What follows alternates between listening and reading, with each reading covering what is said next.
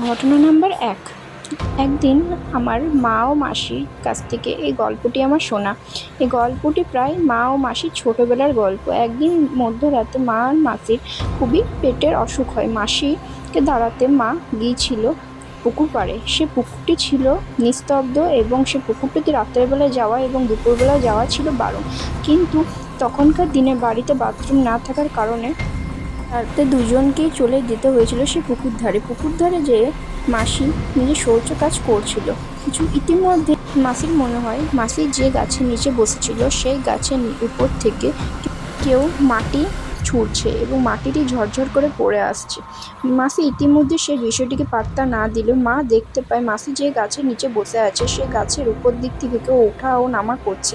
এই ঘটনা দেখা মাত্রই মা মাসিকে তাৎক্ষণিক কিছু বলে না, কিন্তু ইতিমধ্যে মাসিও কিছু আন্দাজ করতে পেরে সেখান থেকে বাড়ি চলে আসে। বাড়ি এসে দেখে তখন প্রায় রাত্রি ৩টে বাজছে। পরবর্তীকাল থেকে মা ও মাসি দুজনের মধ্যে আমার মামাবাড়ির ঠাম্মা কিছুটা হলেও পরিবর্তন দেখতে পারে। ওরা প্রায় প্রতিদিন রাত্রেবেলায় পুকুর ধারে যেত, দুপুরবেলায় পুকুর ধারে স্নান করার নামে যেত এবং ফিরতে প্রায় সে সন্ধ্যা ৬টার পর।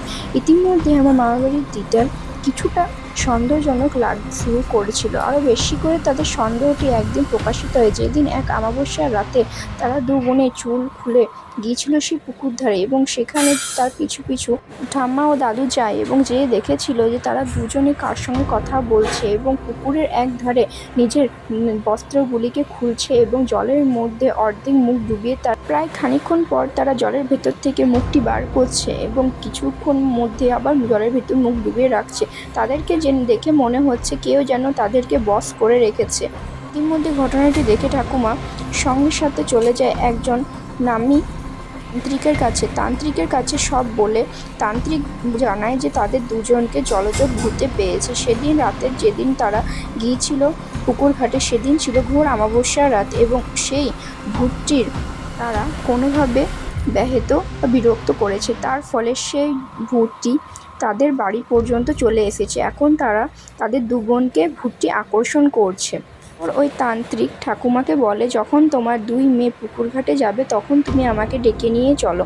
ইতিমধ্যে প্রায় কেটে যায় আরও ৫-৬টি দিন। সেদিন ছিল পূর্ণিমার রাত। ইতিমধ্যে সবাই ঘুমিয়ে যাওয়ার পর মা ও মাসি সেই একই কাজ করছিল।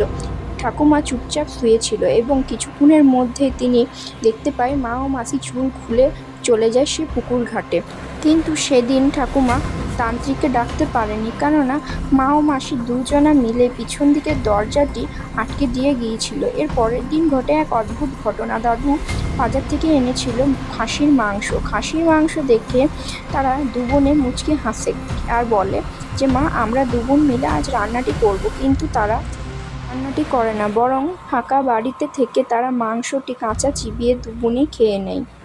ঘটনা দেখে ঠাম্মা আরও ভয় পেয়ে যায় এবং এর পরের দিনই ছিল রবিবারের রাত। রবিবার হচ্ছে সেই জলযোগ ভূতটির প্রিয় দিন, যেদিনে তারা মা ও মাসিকে পেয়েছিল।